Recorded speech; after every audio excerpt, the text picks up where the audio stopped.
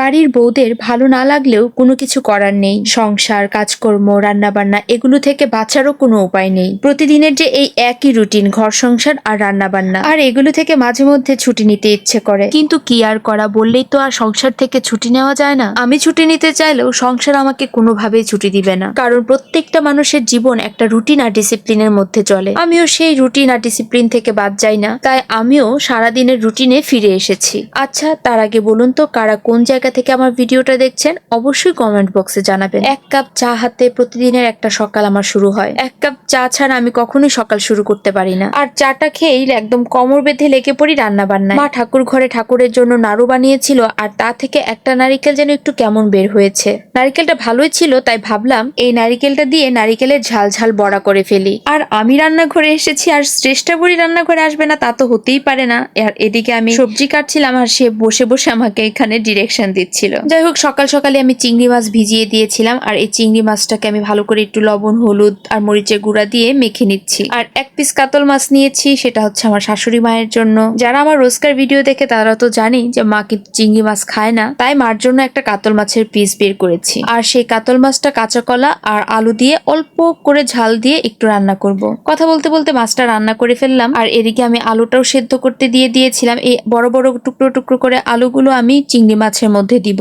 আমার বাসায় এরকম বড় বড় টুকরো টুকরো করে আলুর দম বা বড় মাছের তরকারি বা ডিমের ঝোল বা যে কোনো মাছের ঝোলে এই টাইপ আলু খেতে সবাই খুবই পছন্দ করে। তাই চিংড়ি মাছের জন্য আমি এখানে বড় বড় করে আলুগুলো সেদ্ধ করে নিয়েছি। আর এই তো নারকেলটা আমি কুড়িয়ে নিয়েছি। আর এই ঝাল ঝাল নারিকেলের বড়া করার জন্য হলুদের গুঁড়া, মরিচের গুঁড়া, লবণ, চিনি, চালের গুঁড়া আর অল্প একটু ময়দা দিয়েছি। আর এগুলোকে ভালো করে মেখে তারপরে এরকম ছোট ছোট করে বল করে নিব। কোনো প্রকার জল দেইনি, কারণ নারিকেলের ভেতর থেকেই জল বের হয়। এই তো সবগুলো একটু গোল গোল বল বল করে নিয়েছি, তাহলে ভাজতে একদম সুবিধা হবে। একদম কম আঁচে আমি এগুলো ভাজবো। আজকে সকালবেলা ঘুম থেকে উঠে একদম ভালো লাগছিল না, মনেই হচ্ছিল না যে রান্না বান্না করি, কিন্তু কি আর করা, রোজকার রুটিন ডিসিপ্লিন সেগুলো তো আমাকে মানতেই হবে। আমি একবেলা না খেলেও চলবে, কিন্তু আমার বাচ্চাদের জন্য, আমার ফ্যামিলির সবার জন্য তো রান্না করতেই হবে। যাই হোক, এই তো ঝাল ঝাল নারিকেলের বড়াটা হয়ে গিয়েছে, আর এখন আমি চিংড়ি মাছের তরকারিটা রান্না করব। তো চিংড়ি মাছটাকে একটু ভেজে নিচ্ছি। চিংড়ি মাছগুলো একদম মিডিয়াম সাইজের ছিল, কিন্তু খেতে অনেক ভালো ছিল। আমার বাচ্চারা চিংড়ি মাছ